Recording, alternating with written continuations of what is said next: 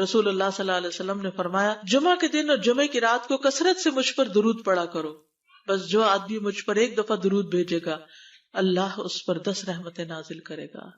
اللہم صلی علی محمد۔ رسول اللہ صلی اللہ علیہ وسلم نے فرمایا تمہارے افضل دنوں میں سے جمعے کا دن ہے، اسی دن آدم علیہ السلام پیدا کیے گئے، اسی دن ان کی روح قبض کی گئی، اسی دن سور پھونکا جائے گا اور اس دن سب لوگ بے ہوش ہوں گے، اس لیے اس دن مجھ پر کثرت سے درود بھیجا کرو کیونکہ تمہارا درود مجھ پر پیش کیا جاتا ہے۔ کہتے ہیں لوگوں نے پوچھا یا رسول اللہ ہمارا درود آپ پر کس طرح پیش کیا جائے گا جبکہ آپ کا جسم بوسیدہ ہو چکا ہوگا؟ تو آپ نے فرمایا بے شک اللہ عز و جل نے انبیاء کے جسموں کو زمین پر حرام کر دیا ہے، یعنی فرشتوں کے ذریعے آپ تک درود پہنچایا جاتا ہے۔ انبیاء کے جسموں کو مٹی نہیں کھاتی، صحیح سلامت ہوتے ہیں ان کے جسم۔ سورۃ الکہف پڑھنا، نبی صلی اللہ علیہ وسلم نے فرمایا جو شخص جمعہ کے دن سورۃ الکہف پڑھتا ہے تو اس کے لیے دوسرے جمعے تک نور روشن رہتا ہے۔ غسل کرنا، ہر بالغ پر جمعہ کے لیے جانا ضروری ہے اور ہر وہ شخص جس پر جمعہ کے لیے جانا ضروری ہے اس پر غسل ہے، یعنی اس کو لازمی غسل کرنا چاہیے، اللہ یہ کہ کوئی مجبوری ہو۔ تو آپ اپنا اسکیجول اس طرح بنائیں نا کہ جیسے اگر آپ ہر روز نہاتے ہیں پھر تو کوئی مسئلہ نہیں، لیکن اگر آپ ایک دن چھوڑ کے ایک دن نہاتے ہیں تو آپ پھر اس طرح اسکیجول کریں کہ جیسے آپ منڈے کو نہائے، پھر وینسڈے کو نہائے، پھر جمعے کو نہائے، پھر آپ سیٹرڈے سنڈے اگر نہیں بھی نہاتے پھر منڈے، تو اس طرح آپ جمعے کو مس نہیں کریں گے۔ یہ نہیں کہ جمعرات کو نہا کے جمعہ کو چھوڑ دیا یا جمعہ چھوڑ کے ہفتے کو نہائے، ایسا نہیں کرنا چاہیے۔ علماء نے غسل کے حکم کے بارے میں اختلاف کیا، بعض تو کہتے ہیں یہ واجب ہے یعنی فرض کے درجے میں ہے، اور جمہور علماء یہ کہتے ہیں کہ مستحب ہے، پسندیدہ ہے، افضل عمل ہے۔ حدیث میں آتا ہے جس نے جمعے کے دن وضو کیا اس نے اچھا کیا اور جس نے غسل کیا تو یہ افضل ہے۔ صفائی میں مبالغہ ہوتی نا، ویکلی صفائی آپ کو کرنی ہوتی ہے، یعنی جیسے ناخن وغیرہ کاٹتے ہیں یا پھر اپنے زائد بال وغیرہ اتارتے ہیں، تو یہ سب چیزیں اگر جمعے کے دن ہو تو زیادہ بہتر ہے۔ نبی صلی اللہ علیہ وسلم نے فرمایا جو شخص جمعے کے دن اچھی طرح غسل کرے، اچھی طرح سنوار کر وضو کرے، اپنے بہترین لباس میں سے پہنے، یعنی جمعے کے دن باقی دنوں کی نسبت اچھا لباس پہنے، اللہ نے اس کی قسمت میں گھر والوں کی جو خوشبو لکھی ہو وہ لگا لے، یعنی گھر میں جو بھی خوشبو ہے، پھر جمعہ پڑھنے آئے تو لغو کام نہ کرے، 2 آدمیوں کے درمیان جدائی نہ کرے، یعنی 2 لوگ بیٹھے ان کے بیچ میں گھس کے بیٹھ جائے۔ اس جمعے اور دوسرے جمعے کے درمیان کے پورے ہفتے کے گناہ معاف کر دیے جاتے ہیں۔ پھر مسواک کرنا، جمعے کی سنتیں بتاتے ہوئے آپ نے فرمایا اور تم پر مسواک کرنا لازم ہے۔ اچھا لباس پہننا، نبی صلی اللہ علیہ وسلم نے فرمایا اگر ممکن ہو تو جمعہ کے لیے اپنے کام کاج کے کپڑوں کے علاوہ 2 کپڑے اور بنا رکھنے میں کیا حرج ہے، اسپیشل ڈریس رکھے جو جمعے کو ہی پہن لے۔ خوشبو لگانا، یعنی خوشبو لگائے، حدیث میں آتا ہے چاہے وہ عورت کی خوشبو سے ہو، یعنی آپ کی اپنی نہیں، بیوی کی خوشبو پڑی ہو وہی لگا لو لیکن لگاؤ۔ تیل لگانا، جو شخص جمعہ کے دن غسل کرے اور جس قدر ممکن ہو پاکیزگی حاصل کرے اور اپنے تیل میں سے تیل لگائے یا اپنے گھر کی خوشبو میں سے خوشبو لگائے، پھر نکلے کہ 2 آدمیوں کے درمیان تفریق نہ کرے، جتنی مقدرہ نماز پڑھ لے اور جب امام بات کرے تو خاموش رہے، اس جمعے سے لے کر دوسرے جمعے تک اس کے گناہ بخش دیے جاتے ہیں۔ جمعہ کا وقت، سورج ڈھلتے ہی جمعہ پڑھنا، سورج ڈھلتے ہی جمعہ پڑھنا، اول وقت جمعہ پڑھنا، بہت لیٹ نہیں کرنا چاہیے۔ ایاس بن سلمہ بن اکوع اپنے والد سے روایت کرتے ہیں، انہوں نے کہا کہ ہم رسول اللہ صلی اللہ علیہ وسلم کے ساتھ جمعے کی نماز پڑھ کر واپس لوٹتے تھے تو دیواروں کا سایہ اتنا نہیں ہوتا تھا کہ ان سے اپنے آپ کو سایہ مہیا کیا جا سکے، یعنی ابھی سورج بہت تھوڑا ڈھلا ہوتا تھا۔ ہاں گرمی کی شدت میں تاخیر کی اجازت ہے۔ مسجد میں داخلہ، مسجد کی طرف جلدی نکلنا، تحیت المسجد ادا کرنا۔ عمر بن دینار کہتے ہیں انہوں نے جابر رضی اللہ عنہ کو کہتے ہوئے سنا کہ ایک شخص جمعہ کے دن مسجد میں داخل ہوا اس حال میں کہ نبی صلی اللہ علیہ وسلم خطبہ دے رہے تھے، تو آپ نے فرمایا کیا تم نے نماز پڑھی؟ اس نے کہا نہیں، تو آپ نے فرمایا کھڑے ہو 2 رکعتیں پڑھو۔ اب یہ بڑا اہم مسئلہ ہے، مسجد میں داخل ہو چاہے خطبہ ہو رہا ہو 2 رکعت پڑھے بغیر نہ بیٹھو، ٹھیک ہے؟ اور یہ کیا ہے؟ دراصل تحیت المسجد، یہ جمعے کی سنتیں نہیں ہیں، یہ کیا ہے؟ تحیت المسجد ہے، اور مختصر پڑھی جائیں، یعنی امام جب خطبہ دے رہا ہو تو چاہیے کہ 2 رکعتیں پڑھے اور دونوں میں اختصار کرے۔ نماز سے قبل ہلکا بنانے کی ممانعت، مثلا آپ جلدی چلے گئے تو یہ نہیں کہ ایک گروپ بنا کے آپس میں گپ شپ شروع کر دیں، نہیں، سیدھے ہی لائنوں میں بیٹھیے۔ انتظار کا وقت کیسے گزاریں گے؟ نفل پڑھ کے بیٹھ گئے، ذکر اذکار کریں، قبلے کی طرف رخ کر کے لائنوں میں بیٹھیں، حلقہ نہیں بنائیں، بیٹھ کے خرید و فروخت نہیں کریں، تاخیر سے آنے پہ گردنیں پھلانگ کے نہ آگے جائیں۔ رسول اللہ صلی اللہ علیہ وسلم نے فرمایا ٹیک لگا کے مت کھاؤ، یہ عام ایک ادب بتایا، یعنی اس طرح ٹیک لگا کے نہیں کھاؤ، کھانے کے وقت سیدھے ہو جاؤ۔ چھنے ہوئے آٹے کی روٹی نہ کھاؤ، میدا۔ مسجد میں کوئی جگہ مقرر نہ کرو کہ یہ میری جگہ ہے، آپ کیوں آج یہاں کھڑی ہو گئی، کہ تم اسی میں ہی نماز پڑھو۔ کچھ لوگ ہوتے ہیں نا، آ کے مخصوص جگہ ہی پڑھتے ہیں، اگر کوئی اور وہاں ہو جائے ڈسٹرب ہو جاتے ہیں۔ اور جمعہ کے دن لوگوں کی گردنیں نہ پھلانگو، ورنہ اللہ تمہیں قیامت کے دن لوگوں کے لیے پل بنا دے گا۔ کیونکہ بہت اذیت کی بات ہے نا، آپ بیٹھے ہیں لوگ باقاعدہ بعض اوقات کندھوں پہ ہاتھ رکھ کے اس کو تنگ کر اس کو تنگ کر، تو یہ نہیں کرنا چاہیے۔ اگر آپ کو اٹھنا بھی پڑ گیا بیچ میں تو واپسی پہ پیچھے کھڑے ہو جائیے، اگلی لائن مل جائے گی۔ جی یہ تو بہت ضروری بات آپ نے کی کہ جب لوگ مسجد آئے تو پہلی صف میں بیٹھے، یعنی پہلی چھوڑ کے آخری میں بیٹھ جائیں اور پھر لوگ ان کی گردنیں پلانگتے رہیں، دوسروں کے لیے فتنہ بننا۔ جابر بن عبداللہ رضی اللہ عنہ سے روایت ہے کہ جمعے کے دن رسول اللہ صلی اللہ علیہ وسلم خطبہ ارشاد فرما رہے تھے کہ ایک آدمی مسجد میں داخل ہوا، وہ قریب آ کر بیٹھنے کے لیے لوگوں کے اوپر سے گزرنے لگا۔ رسول اللہ صلی اللہ علیہ وسلم نے فرمایا بیٹھ جاؤ، تحقیق تم نے لوگوں کو تکلیف پہنچائی اور دیر سے آئے۔ یہ عربی کے الفاظ بڑے خوبصورت ہیں، اجلس فقد آذیت و آنیت، کتنی جامع زبان ہے یہ۔ اجلس فقط آذیت، تو نے اذیت دی، و آنیت، اور دیر سے آئے۔ ہاں تو اس سے منع کیا گیا۔ کسی کو اس کی جگہ سے نہ اٹھانا۔ جابر رضی اللہ عنہ نبی صلی اللہ علیہ وسلم سے روایت کرتے ہیں، آپ نے فرمایا تم میں سے کوئی شخص جمعہ کے دن اپنے بھائی کو کھڑا نہ کرے کہ پھر دوسری طرف سے آ کر اس کی جگہ پہ خود بیٹھ جائے، بلکہ جو آئے وہ کہے جگہ کشادہ کرو، ہمارے لیے بھی جگہ بناؤ، یہ کہے۔ خطبہ جمعہ اور اس کے آداب۔ خطبہ جمعہ کی اہمیت، جب اذان ہو جائے تو کیا کرے انسان؟ مسجد کی طرف دوڑ پڑے۔ تو مسجد میں جماعت تو نہیں ہو رہی ہوگی، پہلے کیا ہو رہا ہوگا؟ خطبہ ہو رہا ہوگا۔ امام کا خطبے سے پہلے سلام کرنا۔ نبی صلی اللہ علیہ وسلم جب ممبر پر چڑھتے تو حاضرین کو السلام علیکم کہتے۔ امام کا کھڑے ہو کر خطبہ دینا۔ رسول اللہ صلی اللہ علیہ وسلم کھڑے ہو کر خطبہ دیتے، پھر بیٹھ جاتے، پھر کھڑے ہوتے اور کھڑے ہو کر خطبہ دیتے، یعنی بیچ میں تھوڑا سا بیٹھ بھی جاتے تھے۔ جس نے تمہیں یہ خبر دی کہ آپ بیٹھ کر خطبہ دیتے تھے تو تحقیق اس نے جھوٹ بولا، بس یقیناً اللہ کی قسم میں نے آپ کے ساتھ 2000 سے زائد نمازیں پڑھی ہیں، یعنی جن میں بہت سے جمعے بھی آئے ہیں، تو ایسا کچھ نہیں۔ امام کا 2 خطبے دینا، یعنی کھڑے تھے پہلے، پھر ذرا بیٹھ گئے، پھر دوسری دفعہ اٹھے تو یہ 2 خطبے ہو گئے۔ مختصر خطبہ دینا۔ آپ کے خطبات چند کلمات ہوا کرتے تھے، بہت لمبی تقریریں نہیں، آپ کا خطبہ درمیانہ ہوتا تھا۔ نبی صلی اللہ علیہ وسلم نے فرمایا آدمی کا نماز کو لمبا کرنا اور خطبے کو مختصر کرنا اس کی سمجھداری کی علامت ہے۔ بس نماز لمبی کرو اور خطبہ مختصر کرو، کیونکہ بعض بیان جادو جیسا اثر رکھتے ہیں، یعنی تھوڑے بھی بات کرو گے تو دل میں چلی جائے گی۔ نماز پہ زیادہ توجہ۔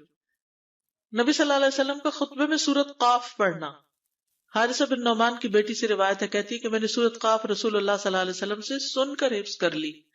آپ ہر جمعے کو خطبے میں پڑھا کرتے تھے۔ سامعین کا امام کی طرف رخ کرنا، یعنی جمعے کے دن یہ نہیں کہ آپ کرسی لگا کے کسی اور طرف منہ کر کے بیٹھ جائیں اور جب جماعت ہو تو پھر صف میں کھڑے، نہیں، آپ صف میں بیٹھے ہو، کس طرف منہ ہو؟ قبلہ رخ ہو، امام سامنے ہی ہوگا نا قبلے کی طرف۔ ایک صحابی کہتے کہ جب آپ ممبر پہ چڑھتے تو ہم اپنے چہروں کے ساتھ آپ کی طرف متوجہ ہوتے، ادھر ادھر نہیں دیکھتے تھے خطبے کے دوران۔ امام کے قریب بیٹھنا۔ اللہ کے نبی صلی اللہ علیہ وسلم نے فرمایا ذکر میں حاضر ہوا کرو، یعنی خطبہ میں، اور امام کے قریب بیٹھا کرو، بے شک آدمی دور ہوتا رہتا ہے حتیٰ کہ وہ جنت میں بھی پیچھے ہی ہوگا اگرچہ وہ اس میں داخل بھی ہو جائے۔ یہ تاخیر کی اتنی مذمت ہے۔ خاموشی سے خطبہ سننا، یعنی بات نہیں کرنی چاہیے، کوئی اہم بات بھی نہیں پوچھنی چاہیے۔ ابن مسعود سے روایت ہے کہ انہوں نے ابی ابن کعب سے قرآن کی کسی آیت کے بارے میں سوال کیا جبکہ اللہ کے نبی خطبہ دے رہے تھے، تو انہوں نے اعراض کیا اور کوئی جواب نہ دیا۔ پھر جب آپ نے نماز پڑھائی تو ابی کہنے لگے تمہارا جمعہ ہی نہیں ہوا۔ تو ابن مسعود نے رسول اللہ صلی اللہ علیہ وسلم سے پوچھا تو آپ نے فرمایا ابی نے سچ کہا، کوئی بات کرنے کی اجازت نہیں، یہ کہنے کی بھی کہ چپ ہو جاؤ یہ بھی اجازت نہیں۔ عبداللہ بن مسعود کہتے کہ جب امام جمعہ کے لیے آ گیا پھر تمہارا اپنے ساتھی سے یہ کہنا کہ خاموش رہو لغویت کے لیے کافی ہے، یہ بھی لغو بات ہے۔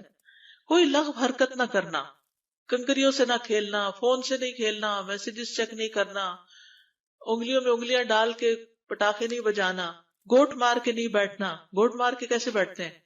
گھٹنے اوپر کر کے اور یوں ایسے گھٹنوں کے گرد ہاتھ ڈال کے. کئی دفعہ ایسے نظر آتا ہے کہ خطبے میں لوگ اس طرح بیٹھے ہوتے ہیں کیونکہ پتہ نہیں ہے. یعنی آپ چوکڑی مار سکتے ہیں. آپ سب سے افضل پوزیشن تو یہ ہے کہ جیسے نماز کے اتحیات میں ہم بیٹھتے ہیں، لیکن کچھ لوگ اس طرح بیٹھ نہیں سکتے، چلے کرسی میں بیٹھ جائیں. اگر کرسی نہیں ہے، نیچے بیٹھے ہیں، تو چوکڑی مار کے بیٹھ جائیں، مگر ٹانگیں اس طرح پیٹ کے ساتھ لگا کے گھٹنوں پہ ہاتھ کو بل دے کے اس طرح نہیں بیٹھے. اگر مجبوری ہے تو وہ اور بات ہے، لیکن یہ کہ بلا وجہ نہیں کرنا چاہیے کیونکہ ادب کے خلاف ہے. اونگ آنے پر جگہ بدلنا. نبی صلی اللہ علیہ وسلم نے فرمایا اگر جمعہ کے دن کسی کو مسجد میں اونگ آنے لگے تو اپنی اس جگہ کو دوسری جگہ سے بدل لے. کہ بعض اوقات ایسا ہوتا ہے نا، خطبے کے وقت بڑی سکینت ہوتی ہے اور آخری خطبہ تو آپ نیند میں ہی سنتے ہیں. نماز جمعہ کی رکعت 2 رکعت ہے فرض بس. جمعہ کی نماز 2 رکعتیں ہیں اور ان دونوں میں قرات ہوتی ہے. نبی صلی اللہ علیہ وسلم جمعے میں سبح اسم ربک الاعلی اور حل اتاک حدیث الغاشیہ پڑھتے. کبھی جمعہ اور عید کٹھے ہو جاتے تب بھی دونوں نمازوں میں یہی سورت پڑھتے تھے. ٹھیک ہے. اسی طرح صبح کی نماز میں جمعے کے دن الف لام میم التنزیل اور حل اتی علی الانسان کی قرات کرتے اور نماز جمعہ میں سورۃ الجمعہ اور منافقین کی تلاوت کرتے. یعنی یہ بھی ملتا ہے. فرض کے بعد 2 رکعت پڑھنا. عبداللہ بن عمر سے روایت ہے انہوں نے رسول اللہ صلی اللہ علیہ وسلم کی نفل نماز کو بیان کیا اور کہا کہ آپ جمعے کے بعد کوئی نفل نماز نہیں پڑھتے تھے حتیٰ کہ واپس تشریف لے جاتے پھر اپنے گھر میں 2 رکعت پڑھتے تھے. اب جو لوگ گھر نہیں جاتے تو پھر وہیں پر وہ پڑھ لیتے ہیں، ورنہ آپ صلی اللہ علیہ وسلم اپنی سنتیں وغیرہ گھر میں پڑھتے تھے.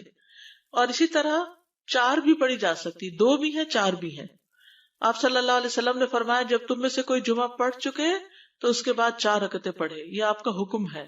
تو جب آپ کا 2 چیزیں ہوتی ہیں سمجھنے کے لیے، ایک آپ کا فعل ہوتا ہے اور ایک آپ کا حکم ہوتا ہے. تو ہمارے لیے کیا ہے؟ جو آپ کا حکم ہو. جمعے کے بعد کوئی اور نماز پڑھنے سے پہلے گفتگو کرنا، یعنی سنت پڑھنے سے پہلے گفتگو کرنا. اسما بن مالک سے مرفوعاً روایت ہے کہ جب تم میں سے کوئی آدمی جمعہ کی نماز پڑھے تو اس کے بعد اس وقت تک کوئی نماز ادا نہ کرے جب تک کسی سے کلام نہ کرے یا اس جگہ سے نکل نہ جائے. پہلے منع تھا، اب کوئی نہ کوئی بات کر لینی چاہیے. نہیں سمجھ آئی؟ یعنی جمعہ پڑھ لیا آپ نے اور پھر کسی سے آپ سلام دعا کر لیں، اس کے بعد سنت پڑھیں یا نفل جو بھی. ٹھیک ہے. اور گھر جانا ہے تو گھر جا کے پڑھیں، اور اگر گھر نہیں جانا، کام پہ جانا ہے تو ادھر ہی پڑھ کے چلے جائیں. کتنا پیارا ہے ہمارا دین کہ اتنا لمبا بھی چپ کا روزہ نہیں رکھوایا. بالکل. عاصم سے روایت ہے، وہ ابو قلابہ سے نقل کرتے ہیں، میں نے ان کے ساتھ جمعہ کی نماز پڑھی. جب میں نے اپنی نماز پوری کر لی انہوں نے میرے ہاتھ کو پکڑا اور میری جگہ پر کھڑے ہوئے اور مجھے اپنی جگہ پہ کھڑا کیا. وہ جو ہم چینج کرتے ہیں نا جگہ، وہ اس کی بات ہو رہی ہے. یعنی جمعے کے بعد کوئی اور نماز پڑھنے سے پہلے بات بھی کر لینا، جگہ بھی تبدیل کرنا. لیکن اگر کچھ لوگ پہلے سے ہی آپ کی سنتیں شروع کر چکے اور کوئی چینج کرنے والا نہیں تو پھر پڑھ لیجئے. یعنی یہ مستحب اعمال ہے، ان میں ایسا نہیں کہ کوئی گناہ لازم ہو جائے گا، لیکن افضل یہ ہے، افضل سے اجر زیادہ ہو جاتا ہے. جمعہ کے دیگر احکام. 1 رکعت پانے پر بھی جمعہ ادا ہو جاتا ہے. یعنی اگر کسی کو رش مل گیا، پارکنگ نہیں ملی اور 1 رکعت میں بھی پہنچ گیا تو جمعہ ہو گیا. امام سے دعا کا کہنا. انس کہتے ہیں کہ ایک سال نبی صلی اللہ علیہ وسلم کے عہد میں لوگ قحط میں مبتلا ہوئے. جمعہ کے دن میں نبی صلی اللہ علیہ وسلم کے خطبہ پڑھنے کے دوران میں ایک اعرابی کھڑا ہو گیا. کہا یا رسول اللہ، مال تباہ ہو گئے، بچے بھوکے مرنے لگے، اس لیے آپ اللہ سے ہمارے حق میں دعا کیجیے. آپ نے اپنے دونوں ہاتھ اٹھائے. اس وقت آسمان پر بادل کا ایک ٹکڑا بھی نہیں تھا. قسم ہے اس ذات کی جس کے ہاتھ میں میری جان، آپ نے ہاتھ اٹھائے بھی نہیں تھے کہ پہاڑوں کی طرح بادل کے بڑے بڑے ٹکڑے امڑ آئے. یہ معجزہ ہے آپ کا، آپ کی دعا قبول ہو گئی. پھر آپ ممبر سے ابھی اترے نہیں تھے کہ میں نے آپ کی داڑھی پر بارش کے قطروں کو ٹپکتے ہوئے دیکھا. اس دن خوب بارش ہوئی. پھر دوسرے دن، تیسرے، چوتھے، حتیٰ کہ دوسرے جمعے تک سلسلہ جاری رہا. دوسرے جمعے وہی عربی یا کوئی اور کھڑا ہو گیا اور کہا یا رسول اللہ، چھتیں گر گئی، مال ڈوب گیا، اس لیے آپ ہمارے لیے اللہ سے دعا کیجیے. چنانچہ آپ نے اپنے دونوں ہاتھ اٹھائے اور فرمایا اے میرے اللہ، ہمارے ارد گرد برسا، ہم پر نہ برسا. اور بدلی کے جس طرف اشارہ کرتے وہ بدلی ہٹتی جاتی اور مدینہ ایک حوض کی طرح ہو گیا. وادی کنات 1 مہینے تک بہتا رہا. جو شخص بھی کسی علاقے سے آتا تو اس پر بارش کا حال بیان کرتا. جیسے ہوتا ہے نا کوئی فلڈ آ جائے، کچھ ہریکن، تو پھر ہر کوئی موضوع گفتگو ہو جاتا ہے. جمعہ کے بعد قیلولہ کرنا. انس کہتے ہیں کہ ہم لوگ جمعہ کے دن سویرے نکلتے اور جمعہ کی نماز کے بعد قیلولہ کرتے تھے، جمعہ کے بعد کھانا کھانا. سہل کہتے ہیں کہ ہم نہ تو قیلولہ کرتے نہ دوپہر کا کھانا کھاتے مگر جمعے کے بعد. لنچ کب ہے؟ جمعے کے بعد. جمعے کو قیام و سیام کے لیے خاص کرنے کی ممانعت ہے، یعنی اس دن کی رات کو شب جمعہ منانا کہ اس رات پوری عبادت کریں گے، یہ سنت سے ثابت نہیں. ٹھیک ہے. اور دن کو روزے کے لیے خاص کرنا یہ بھی سنت سے ثابت نہیں، الا یہ کہ کوئی معمول کا روزہ رکھتا ہے، ایام 20 کا روزہ ہے تو وہ اور بات ہے. ابو ہریرہ سے روایت ہے کہ میں نے رسول اللہ صلی اللہ علیہ وسلم کو فرماتے ہوئے سنا، تم میں سے کوئی شخص جمعہ کے دن روزہ نہ رکھے مگر یہ کہ اس کے ایک دن پہلے یا اس کے بعد کا دن ملا کر روزہ رکھے. جمعہ کے دن خرید و فروخت کی ممانعت ہے. جمعہ کے دن جب نماز کے لیے پکارا جائے تو اس وقت اللہ نے خرید و فروخت سے منع کیا ہے. وَذَرُوا الْبَيْعَ، اس دن کاروبار حرام ہے. اور یہ جمعے کی دوسری اذان کے ساتھ تعلق رکھتا ہے، یعنی صبح صبح کام کر سکتے ہیں لیکن اذان ہوتے ہی چھوڑ دیں، اور جب پھر جمعہ سے فارغ ہو جائے تو دوبارہ دکان پہ جا کے بیٹھ جائیں. جابر بن عبداللہ کہتے ہیں کہ نبی صلی اللہ علیہ وسلم جمعہ کے دن خطبہ ارشاد فرما رہے تھے کہ مدینہ میں ایک تجارتی قافلہ آیا. رسول اللہ صلی اللہ علیہ وسلم کے صحابہ اس کی طرف لپک پڑے اور آپ کے پاس مسجد میں صرف 12 آدمی بچے. تو رسول اللہ صلی اللہ علیہ وسلم نے یہ صورت دیکھ کر فرمایا، اس ذات کی قسم جس کے ہاتھ میں میری جان ہے، اگر تم سارے کے سارے چلے جاتے اور کوئی بھی باقی نہ بچتا تو اس وادی میں آگ بہہ پڑتی. یعنی اتنا بڑا جرم ہے یہ. پھر یہ آیت نازل ہوئی، وَإِذَا رَأَوْا تِجَارَةً أَوْ لَهْوًا انفضوا إِلَيْهَا وَتَرَكُوكَ قَائِمًا، جب وہ کوئی سودا بکتا دیکھیں یا کوئی تماشا نظر آ جائے تو اس کی طرف دوڑ جاتے ہیں اور آپ کو کھڑا ہی چھوڑ دیتے ہیں. راوی کہتے ہیں جو 12 آدمی رسول اللہ صلی اللہ علیہ وسلم کے ساتھ رہے ان میں ابو بکر اور عمر رضی اللہ عنہ بھی شامل تھے. جمعے کے دن قبولیت کی گھڑی ہوتی ہے، اس وقت اللہ سے بھلائی مانگنی چاہیے. رسول اللہ صلی اللہ علیہ وسلم نے فرمایا، جمعے کے دن میں ایک گھڑی ایسی ہے کہ کوئی مسلمان اللہ سے کسی خیر کا سوال کرتے ہوئے اس کی موافقت نہیں کرتا مگر اللہ اسے وہی خیر عطا کر دیتا ہے. فرمایا یہ ایک چھوٹی سی گھڑی تھوڑی دیر کے لیے ہوتی ہے اور یہ ہر جمعے کو ہوتی ہے. ٹھیک ہے.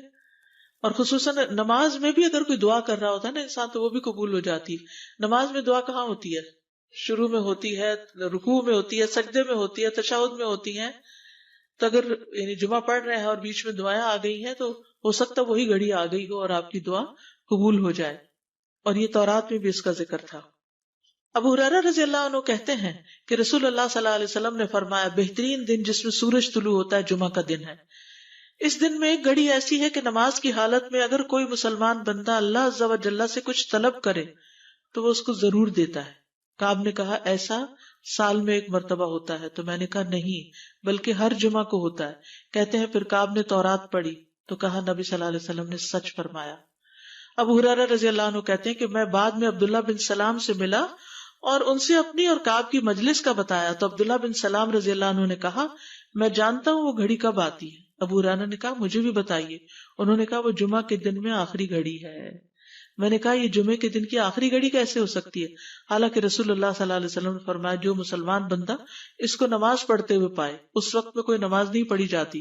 تو عبداللہ بن سلام نے کہا کیا رسول اللہ صلی اللہ علیہ وسلم نے یہ نہیں فرمایا جو شخص نماز کے انتظار میں بیٹھا رہے وہ گویا نماز ہی کی حالت میں ہے حتیٰ کہ نماز پڑھ لے؟ کہتے ہیں میں نے کہا ہاں. تو انہوں نے کہا بس یہی ہے، یعنی اس وقت کیا کرنا چاہیے؟ آخری گھڑی میں وضو وغیرہ کر کے مغرب کی نماز کے انتظار میں بیٹھ کے دعائیں کریں، اذان ہو تو نماز پڑھ لیں. عصر کے بعد سے مغرب تک کا وقت ہے. انس بن مالک سے روایت ہے کہ نبی صلی اللہ علیہ وسلم نے فرمایا جمعہ کے دن اس گھڑی کو جس میں دعا کی قبولیت کی امید کی جاتی ہے عصر سے لے کر سورج ڈوبنے تک کے درمیان تلاش کرو اور دن کی آخری گھڑی ہے. تو اللہ سبحانہ وتعالی ہمیں اس دن کی برکتوں سے فائدہ اٹھانے کی توفیق عطا فرمائے.